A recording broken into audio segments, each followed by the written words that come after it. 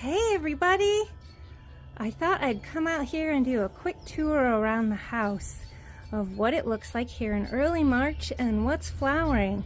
And I stepped out the door and I heard all this racket and I was dismayed because I know somebody is mudding in the wetlands across the way.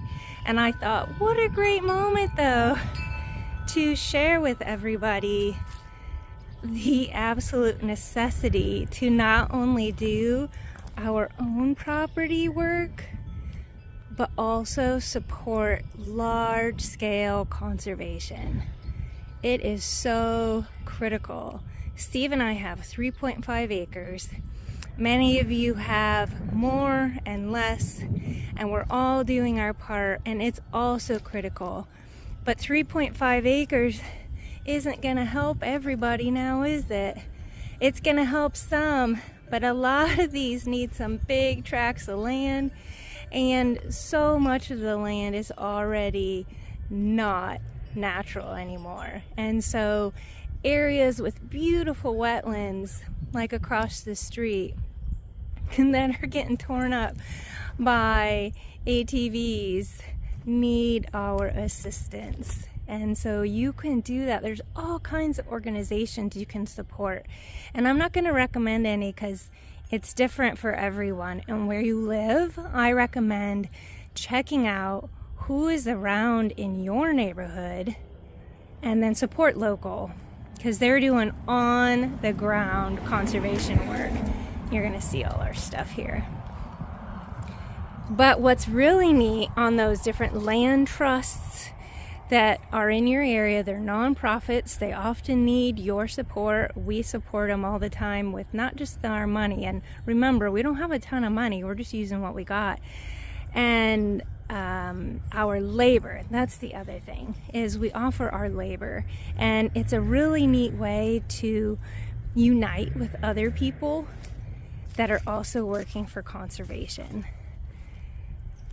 And then you can go see it all. They usually offer hiking trails and you can go witness beautiful spring wildflowers and get some miles under your feet. Look at that. Oh my gosh, how beautiful. This is incredible. This is a basswood. And they're just so white.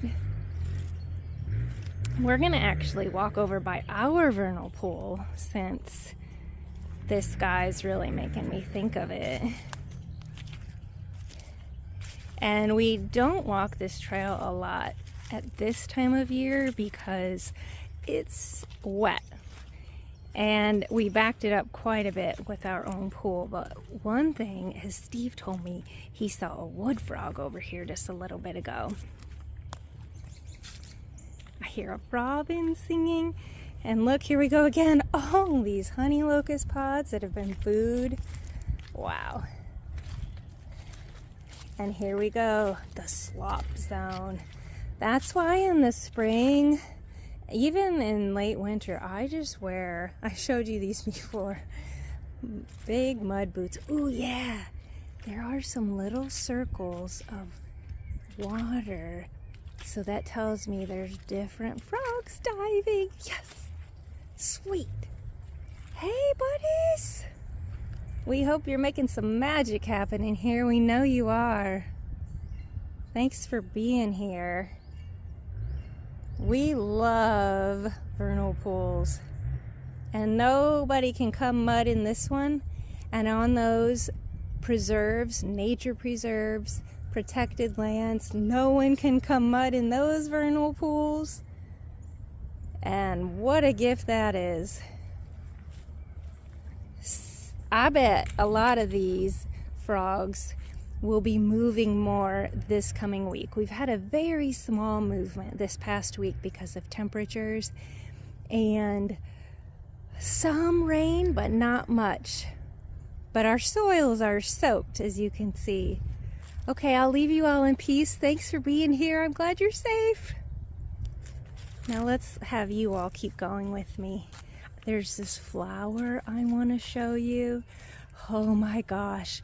You all know the red maples and the silver maples are flowering right now in many areas. And that's so exciting. And the hazelnuts are flowering. Hazelnuts are wind pollinated. Red maples, a lot of bees like, same with silver maples, but I know that I read different things and maybe they can do both. Wind pollination and insect pollination. That would be smart, wouldn't it?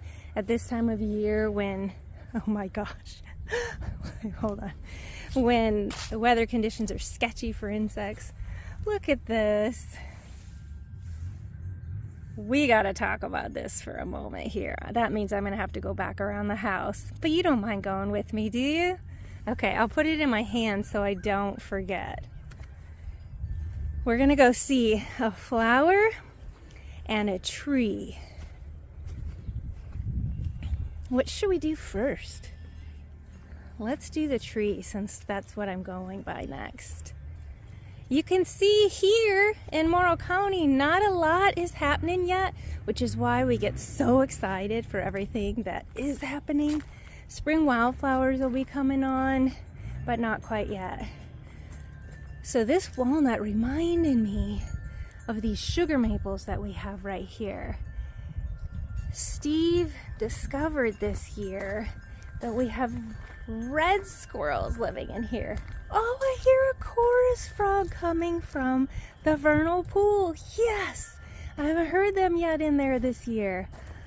Woohoo! Okay, so it's right here in this middle sugar maple. I'm going to show you the hole I can see, but it's not the one. The light's hard, I know, but look, see how there's a cavity in there? There's another one that I'm not going to be able to show you without a really big ladder. And so just imagine with me, there's this hole up there and a family of red squirrels lives in there. It's fantastic, so thrilling. I'm not sure if the hole, well, if you look, you can see that there is just some dying material on the tree, which is what trees do and is so good for excavation by different types of woodpeckers, which is probably how this one started. And then it makes a perfect tree hole home. And tree holes are so coveted by mammals and birds, and there are never enough tree holes. So to know that we have a tree hole right here and we sit inside, that's our kitchen. Don't mind that, all that toxic paint. It's been here forever in our basement. We're trying to use stuff up.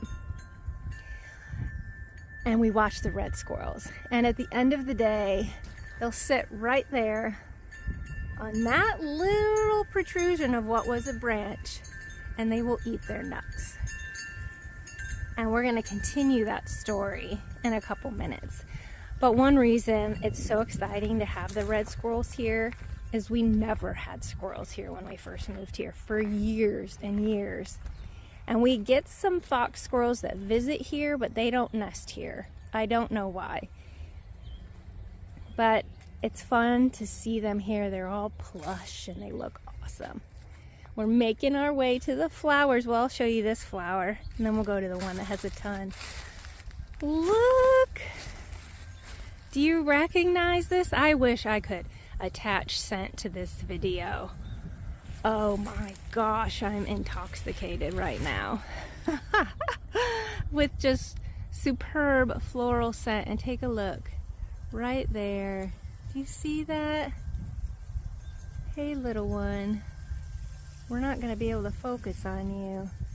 That is a fly sitting in that bloom. And they're a little cold. I'm not surprised. We're going to warm up, but we're not quite there yet. So this is a witch hazel.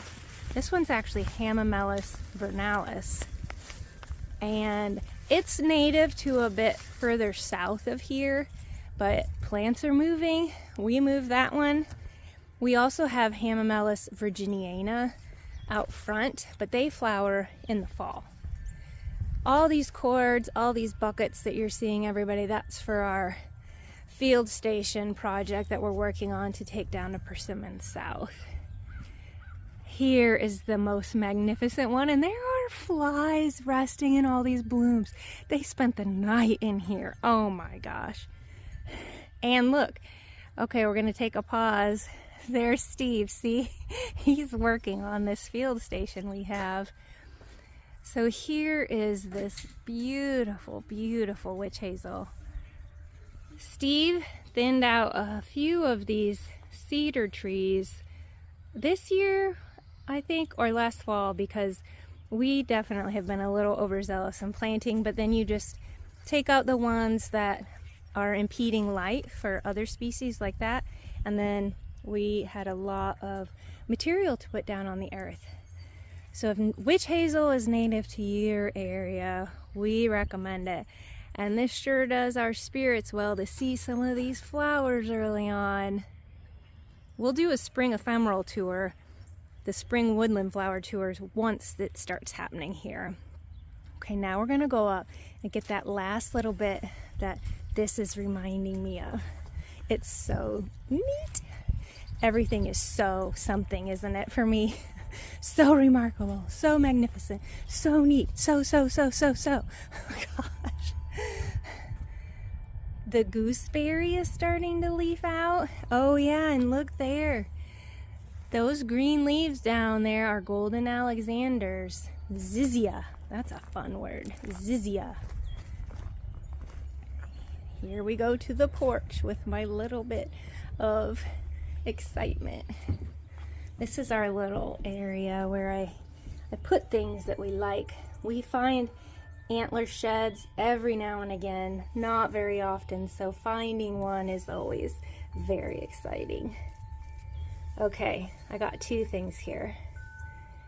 That is the witch hazel chewed off seed. I find the chew patterns very interesting. Here is the walnut that Steve found the other day. So look at this, very different. That one has been cracked open. Mark Elbrock has an incredible book out on mammal tracks and signs, and he even talks about the chew patterns so you can figure out who is using them. But on this one, what we noticed is that a lot of these are opened by squirrels, the red squirrels I was talking about, and then birds come along and finish them off. So on this one, Steve saw white-breasted nuthatches inserting their long bills in here, getting every last piece.